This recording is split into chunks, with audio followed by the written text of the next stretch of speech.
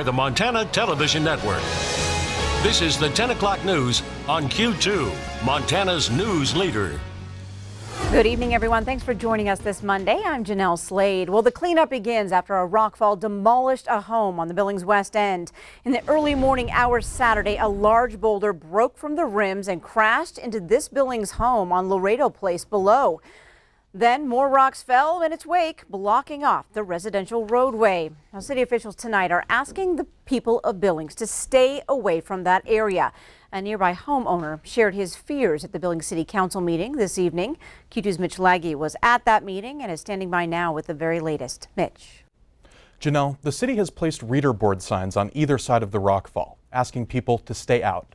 It's also asking people to have courtesy and stay out of the city parkland above and below the fall. Billings City Administrator Chris Kukulski said the city has hired the help of a geologist to determine the stability of the area around the fall. A question remains of the liability. How much is the city responsible for cleaning up? That's something that city staff will discuss tomorrow. A resident of Laredo Place expressed concerns about a chunk of rock left unsupported after the slide. To his eye, it appears a likely candidate to cause another disaster. Hope the city thinks hard and considers our safety and does the right thing as far as getting that rock down. So every night now we're just waiting for every crack and pop, waiting for it to come down and take out our house again. So. City officials and neighbors will hear the geologist's report tomorrow. In the meantime, don't cross any signage above or below the rims telling you to keep out.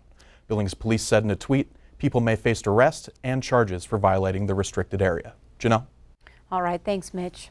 Well, water and fish in Montana and Idaho now showing signs of contamination following a study of the Kootenai River. That EPA study pinpointed the elevated levels of selenium and nitrates from upstream coal mining in British Columbia, Canada. Now, samples were pulled from the areas immediately below the Libby Dam up to the Canadian border. The selenium levels in fish are at levels that affect some fish reproduction, and water nitrate levels up nearly 3 times from samples taken 15 years ago. The Montana DEQ is working with the British Columbia Ministry of Environment to develop a plan to remedy the contamination. A missing Hardin woman found dead and a community now demanding answers. The 18-year-old's death is now bringing forward outcries from family, friends, and advocates. Today, they added her name to a long list of missing and murdered Indigenous women and girls across the state and country. Q2's Zoe Zandora takes us to the Justice March for Kesera.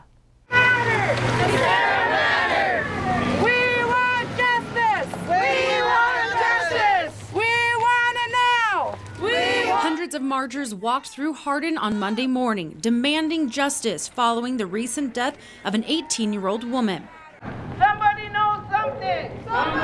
Family, friends, and members of the missing and murdered Indigenous women's group held the Justice March for Kesera Stops Pretty Places, whose body was found in Hardin on August 29th. She had been reported missing by her family 2 days earlier. We must stand together as older people with the younger generation and those in between.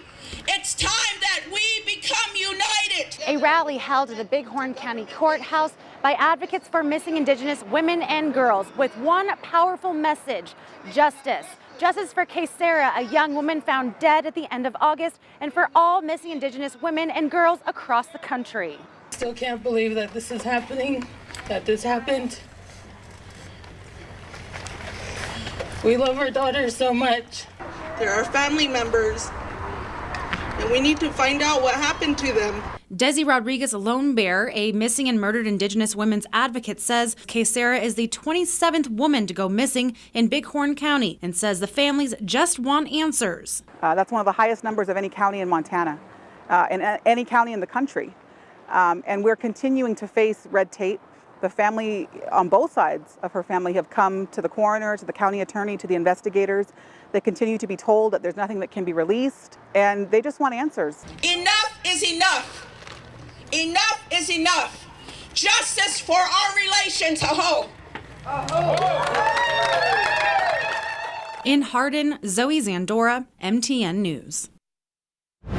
Thanks, Zoe. On the other side of the state, a candlelight vigil was held in Missoula this morning. Sarah's aunt, uncle, grandmother, and other family attended that event.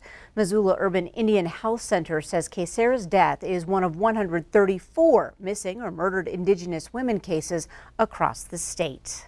Well, we are happy to update a story tonight on the Powell quarterback involved in a truck rollover last month. Sports Director Scott Breen joining us now with that good news. Good news, maybe great news, ecstatic news for his mom and dad. Ethan Asher on Saturday regained consciousness for the first time since his truck rolled 3 times after drifting off the road last month. Now, he's since been at Billings Clinic unconscious after suffering a broken clavicle, broken ribs, a tear in his aorta, a severed spinal cord, plus head and brain trauma.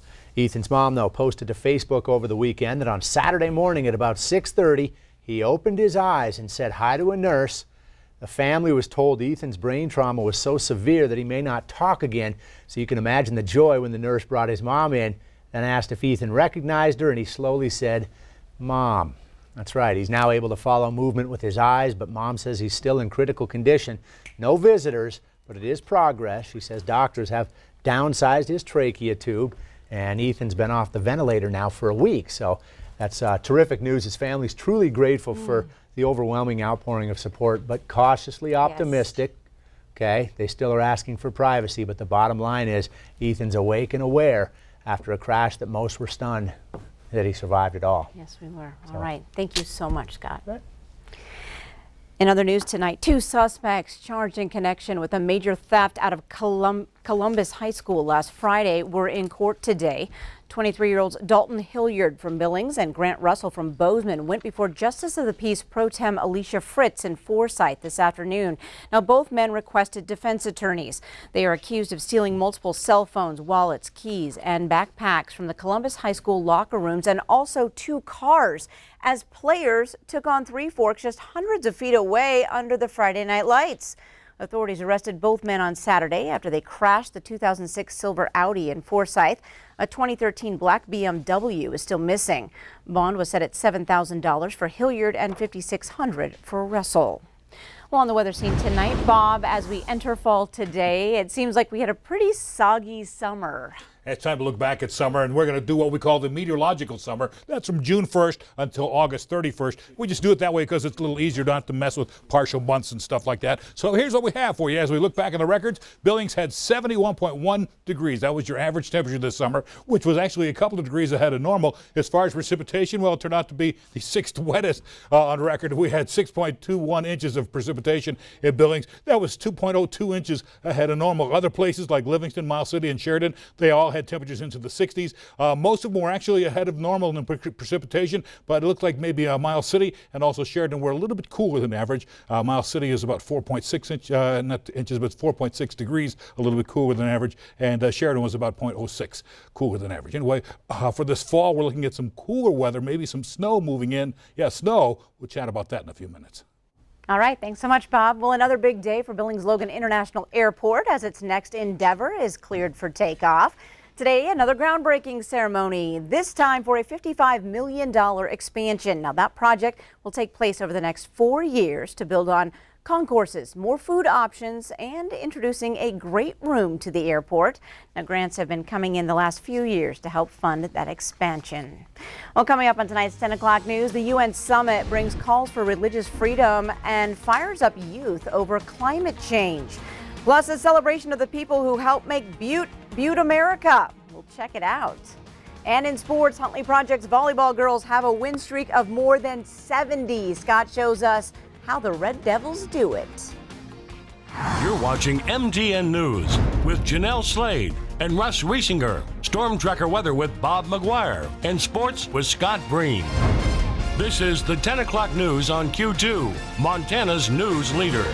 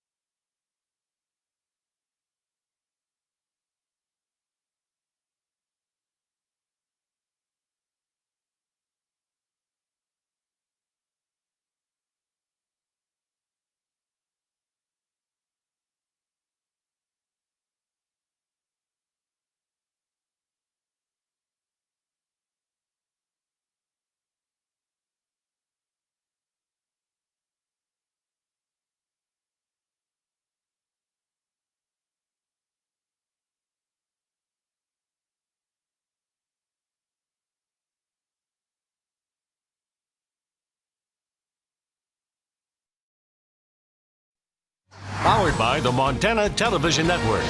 The 10 o'clock news continues on Q2, Montana's news leader. After making a brief appearance at the UN Special Summit on Climate Action, President Trump delivered remarks at a UN forum to protect religious freedom. Hillary Lane has the latest from the United Nations General Assembly. President Trump called for an end to religious persecution around the world. Stop the crimes against people of faith, protect the vulnerable, the defenseless, and the oppressed. World leaders also adopted a declaration on universal health coverage, ensuring access to sexual and reproductive health care services for women worldwide. Perhaps getting the most attention Monday at the United Nations was a special summit on climate action, which included an impassioned rebuke to world leaders from teenage activist Greta Thunberg. We are in the beginning of a mass extinction, and all you can talk about is money and fairy tales of eternal economic growth. How dare you!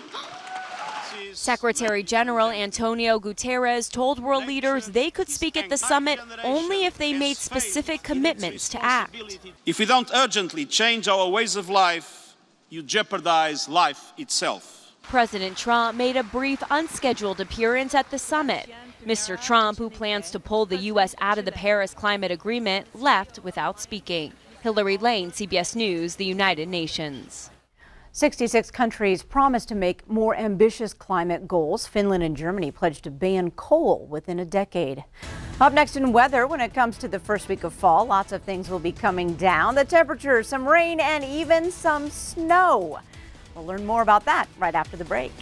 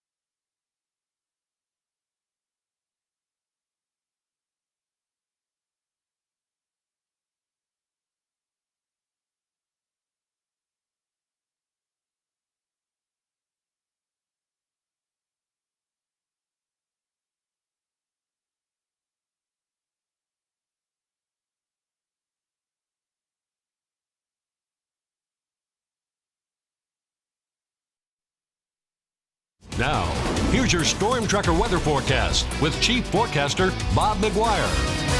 Ah, that's right, and good evening, everybody. It's Monday. It is the first full day of fall. I want to show you what some of the last few days of summer look like. This is from this past weekend. Loretta Hurley got this picture of a downpour. Look at the rain there. That is outside the Big Timber. Just kind of a cool looking shot. That happened on Saturday as the storms are moving through the region. Now look at this shot. This was tonight's sunset. This comes to us from Jennifer Acker Woods. This is out by Wapiti, Wyoming. Tonight's sunset, very pretty. Here's the way things are shaping up in Billings. Actually kind of a pretty shot as well. Look at this. Right now it's 63 with mostly cloudy skies. Northwest wind at about 10 miles per hour. And as you'll see, our high temp today actually topped out at 77. That's not bad for this time of year. I'll take that. 69 is your normal high. The record was 91 back in 2011. The record low was 23 back in 1984. When it comes to precipitation, nothing new fell in our rain bucket today. But hey, we had enough over the weekend. Take a look. This is where we're at for the month. 247. Only need to be at 97 to be caught up to average month total. And you'll notice for the year we're at 1639. We only need to be at 1102 to be caught up to the year-to-date average. So yeah, we're ahead of average there at the department as well. And as you move on, you'll see our current temps